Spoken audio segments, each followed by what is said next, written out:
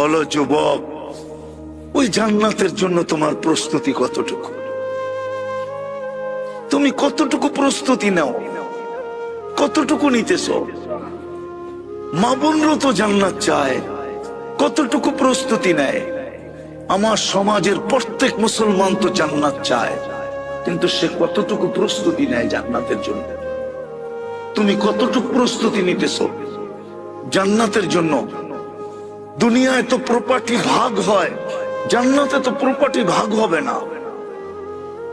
দুনিয়ায় তো ভাগ হয়, জান্নাতে তো ভাগ হবে না।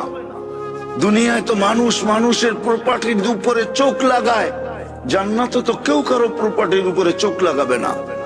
ওইখানে ভাগ হবে না, চোখ লাগাবে না, কারো চোখে পড়বে না। প্রত্যেককে আল্লাহ আলাদা আলাদা দিবে। কম দিলেও এই দুনিয়ার 10 গুণ দিবে। ওই প্রশ্ন উত্তরে যাইতে চাইতেছি না যে এত জায়গা আল্লাহ পাবে তো পাবে কোথায়। অনেকে ভাবে এত জায়গা পাবে তো পাবে কোথায়।